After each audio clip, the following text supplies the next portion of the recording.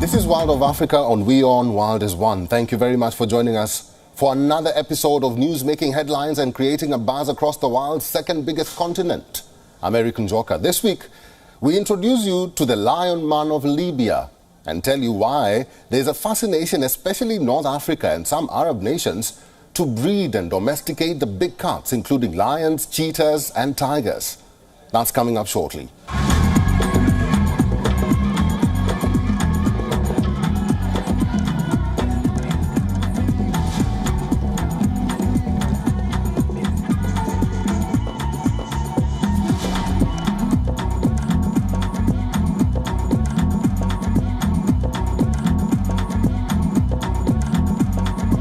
Welcome to the show.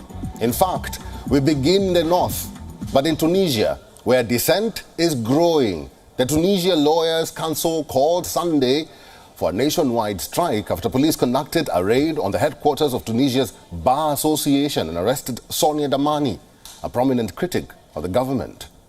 Politicians and journalists and even unions say that freedom of the press faces a serious threat under the rule of Saied.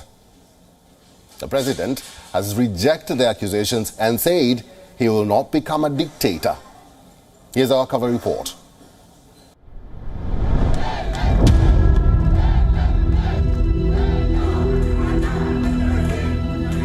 Lawyers in Tunisia are outraged. They've had enough of their president. Lawyer and political commentator Sonia Dahmani's comments on television about the state of the country infuriated the Saied government. Tunisian police stormed the building of Deanship of Lawyers and arrested Dahmani, and then arrested two journalists who witnessed the confrontation. Tunisian media reported Dahmani was under investigation under the controversial Decree 54 that outlaws spreading false news online or in the media and incitement to hate speech. Journalists and opposition figures argue the law has been used to stifle dissent. The association demands the immediate release of lawyer Sonia Dahmani and expresses its solidarity with her. This is the beleaguered leader, President Saied, seen here visibly annoyed. As the lawyers were protesting, he had other priorities, among them dissolving the Tunisian Swimming Federation's board and sacking the Director General of the National Anti-Doping Agency, following controversy over the Tunisian flag being covered during an international competition organized at the sports complex in Rades, a coastal town on the outskirts of the capital. Here in Tunisia, who is allowed to cover the Tunisian flag? This cannot be tolerated. Those who talk about the Olympic Committee, the instructions. Tunisia comes before the Olympic Committee and before any other committee. This is an act of aggression. It will not be tolerated, no matter who is involved. The North African leader has often been tagged as an autocrat, leading with an iron fist and always wears the assertive belligerent face. In September 2022, Saied signed Decree 54 that mandates up to 5 years in prison for the use of communications networks to produce, spread or disseminate false news or slander others, tarnish their reputation financially or morally harm them. Since the decree came into force, more than 60 journalists, lawyers and opposition figures have been prosecuted under it, according to the National Union of Tunisian Journalists. The dissent has now blown up. Demonstrators chanting slogans while lifting Tunisian and Palestinian flags marched at a rally organized by the National Salvation Front opposition alliance in Tunis to call for the release of arrested opposition figures deemed critical of the country's president and for free elections.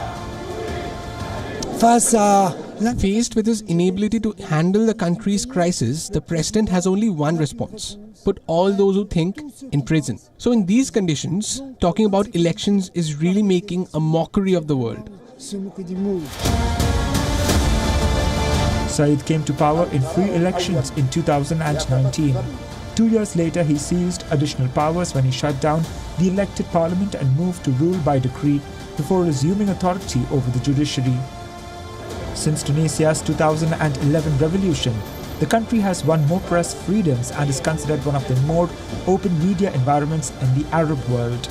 Politicians, Journalists and unions, however, say the freedom of the press faces a serious threat under the rule of Saied. The president has rejected the accusations and said he will not become a dictator. Bureau Report, WION World is One. Benin is keeping inflation lower than most West African countries through subsidies, tax relief and price controls. But the government's measures are being criticized. People say high food prices are forcing families to skip meals and businesses are closing. Here's a report from Cotonou.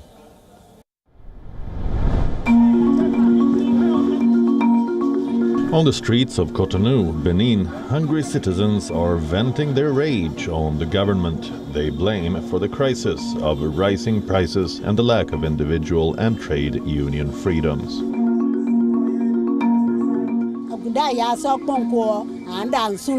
A hungry stomach has no ears. We have suffered so much from hunger in this country that we have ended up being exasperated. So at some point we had to raise our voices to let the current leaders know about our misery and our difficulties. For several months, prices have been rising in the country because of the closure of the border with Niger, the country's main trading partner. The move followed a coup d'etat there in July 2023, and also because of the end of fuel subsidies in neighboring Nigeria, from where Benin gets its supplies for domestic consumption. In the heart of Cotonou's large Njoka market, shops are less busy than usual these days. The price of a kilo of corn, one of the country's most widely consumed foods, rose from 200 CFA francs to 450 CFA francs, before falling again to 400 CFA francs within a few days. A 120 kilo bag is now sold for between 33,000 and 36,000 CFA francs, compared to barely 30,000 CFA francs before. The increase in food costs in the small West African nation prompted Benin's labor unions to call for an unprecedented series of protests against the cost of living. The first was dispersed by police firing tear gas, and a second was banned by the authorities. Everything has become expensive, and we call on our leaders to think of us so that we have a little respite. Even in our homes, we have problems because our husbands refuse to accept that there isn't enough money. Neighboring Nigeria's Naira currency devaluation and an abrupt end of a decades-long fuel subsidy have also impacted Benin's fuel prices and trade. The World Bank said Benin's economy in 2023 was still resilient despite the external economic shocks the country had to weather. We will end up dying with all of this. Otherwise, what are we going to do with this price increase? The African Development Bank indicated in its forecast that the main risks to the economy are unfavorable variations in global cotton and oil prices. It projected the negative effects of climate change, inflation to rise to 2.8% in 2023 and 2.3% in 2024 as global oil prices stabilize. Bureau Report, WION World is One. The Sussexes, Prince Harry and his wife Meghan, completed a 3-day unofficial visit to Nigeria at the invitation of the country's military. The tour came as a surprise to many, as the couple had been relatively low-key for a couple of months prior. Many Nigerians say the trip was a success, as it boosted their relations and some say renewed their bond not only with the British royal family, but with the UK. Although some did not see the relevance of this visit. Here's Louisa Olani with a report from Lagos, Nigeria.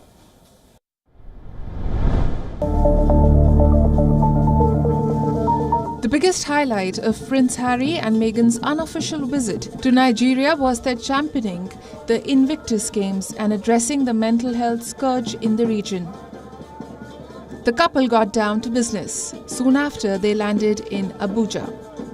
However, despite the huge crowds and fans eager to see the royal couple, many Nigerians had varied opinions about the tour.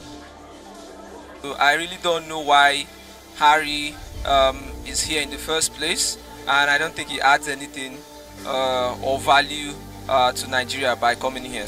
So if you look at the spirit, it's a goodwill spirit coming to lift the spirit of soldiers, ex-servicemen that are injured and recuperating, and those ones that are sick. It's a good thing. The couple was invited to Nigeria by the country's military, which is battling armed groups on several fronts. Their first engagement was at the Lightway Academy College. The institution received support from their Archwell Foundation to educate and train young girls affected by the conflict in Nigeria.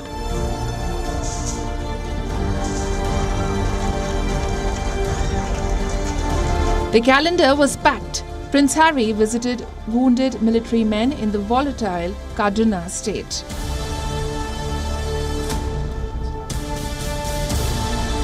He then played seated volleyball with athletes from the Nigeria Unconquered team, emphasizing his support for sports adapted to those with physical disabilities. The couple kicked off a 2-day summit on mental health awareness before ending the Abuja leg on the trip at a volleyball mini tournament with army veterans to promote the Princess Invictus Games. Before the successors departed for Lagos, Kaduna State gifted them with a unique memento of the region, a Hausa cultural dress for the Duke of Sussex.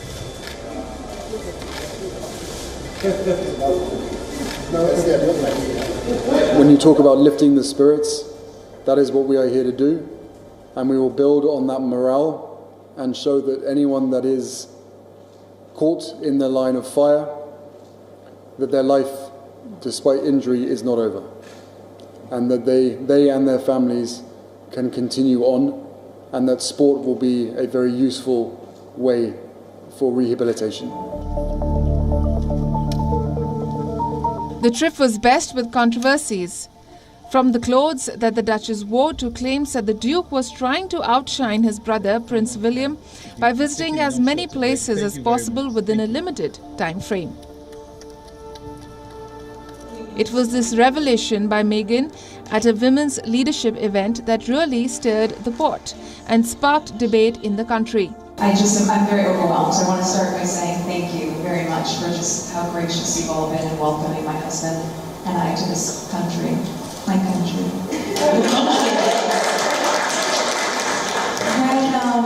When I had done the genealogy and found out about my heritage, the first thing I did obviously was call my mom because I wanted to know if she had any awareness of it. We prayed for them to also help in security, if they can help us in this, our problem of kidnapping every here and there. It will be a good thing for the wife, which I feel she's half Nigeria, like she said. The couple's 3-day tour ended with a visit to the Lagos Governor residence and a charity exhibition match at the Lagos Polo Club to promote the Invictus Games. From the very warm and colourful reception of the Prince and Princess of Sussex to Nigeria on Friday, to the visit to about 50 wounded Nigerian soldiers in Kaduna, a mental health advocacy drive and more, the royal couple's visit, which is the first in Nigeria, has left Nigerians talking. Now, despite the intentions around the hope it brings to our veterans as they embark on a healthy journey through adaptive sports, as expected, some Nigerians have raised eyebrows on the cost implications of the visit and the overall relevance to its citizenry, as Nigeria grapples with widespread poverty, with a staggering 87 million citizens living below poverty line. You're watching World of Africa on WION World. Is one time now for a short break. When we return, we tell you a story of a girl from Kenya who is determined to push the limits in ballet dancing despite her being deaf. Stay with us.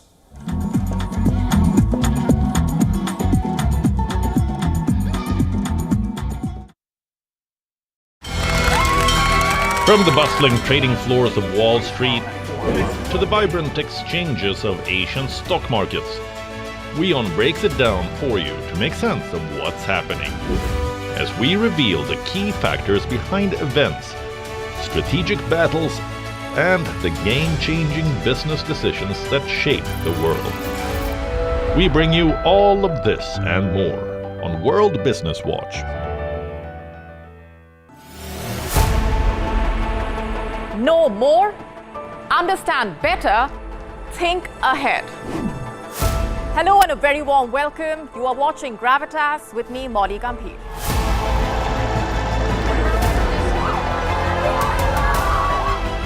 Get the facts, not the bombast. On the 26th of March, dynamic pricing, Baloch separatists, Gravitas cuts out the clutter. Gravitas keeps calm when others scream. Gravitas brings news to life.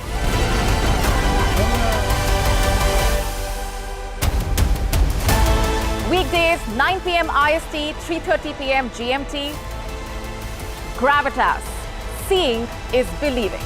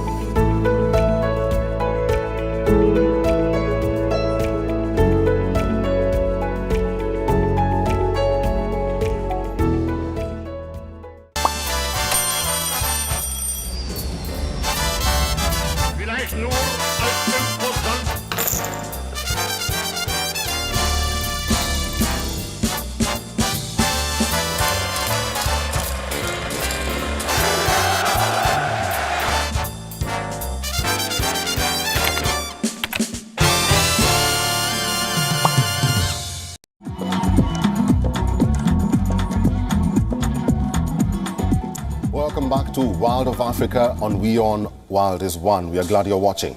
Let's head back to West Africa now.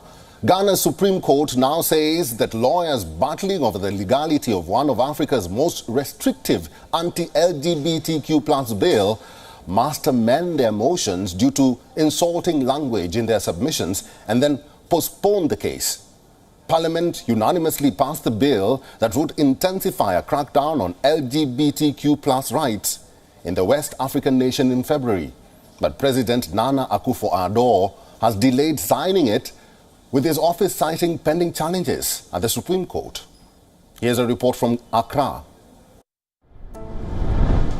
Lawyers battling over the legality of one of Africa's harshest anti-LGBT bills have been told to amend motions they've submitted due to insulting language.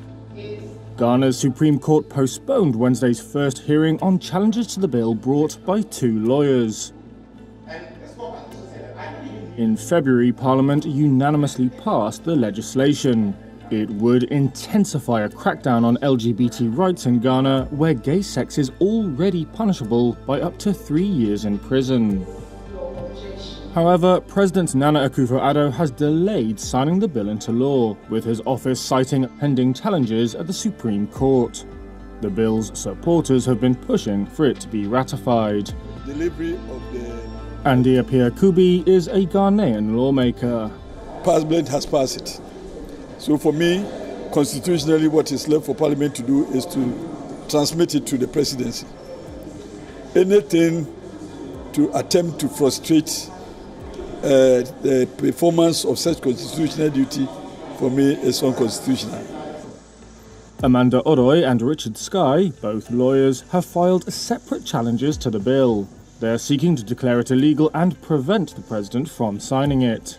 Rights groups have warned that the new law could lead to further violence against LGBT people who already suffer different forms of discrimination.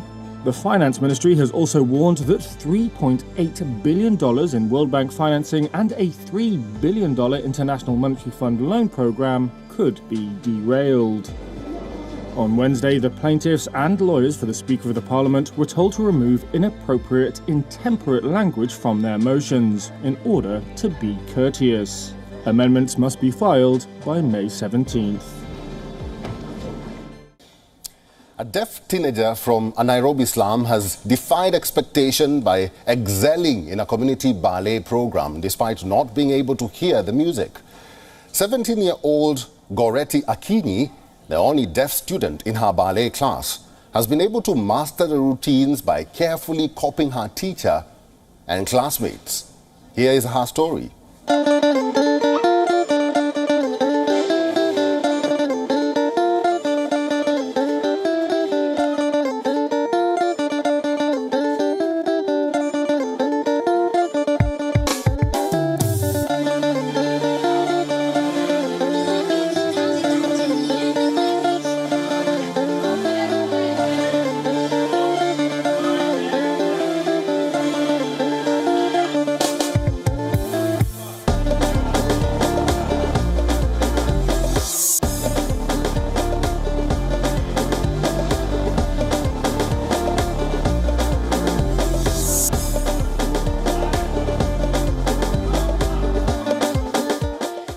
I think I'm inspired, and in the future I want to continue dancing. I'm in high school, and once I'm done, I would wish to continue with ballet.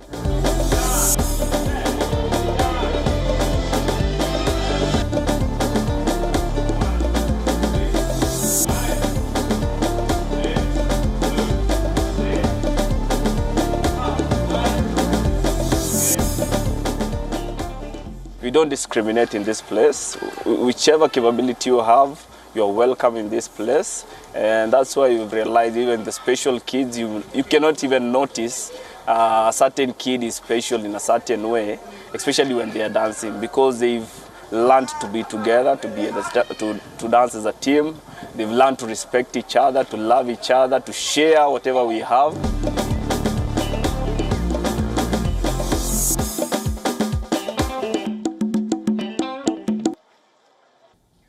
From sharing food and nap times to family gatherings, Libyan Abdel Fattah al-Saadi has been raising predatory animals as his pets inside his home in Libya's Tripoli. Here's a report on why some North African and Arab nations allow people to breed or even domesticate wild animals.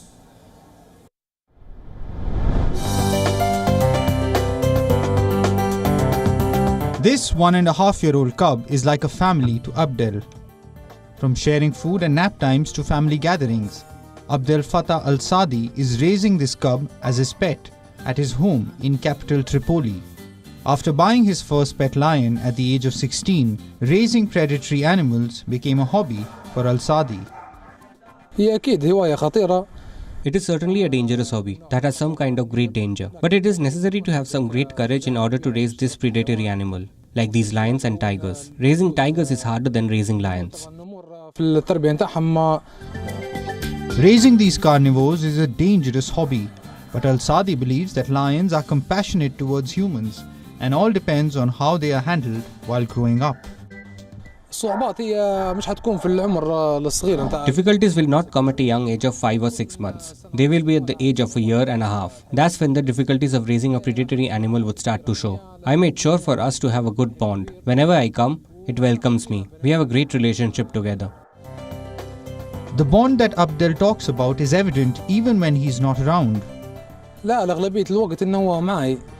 Most of the time it's with me. Sometimes I can be away, but it eats with me and I give it a shower, and even when it sleeps with us in the rest of the house. And our relationship is something great. It's indescribable. Al-Saadi's story is not an isolated one. Some families in Libya have volunteered to take care, nurture and sometimes domesticate wild animals to prevent them from extinction. Because some of the parks in the country are either underfunded or lying in ruins because of the war. Bureau Report, WION World is One. Thank you very much for watching this week's episode of World of Africa. Get in touch with us on all our social media platforms and tell us what you think about the show there. I'm Njoka, and until next time, it's goodbye from me.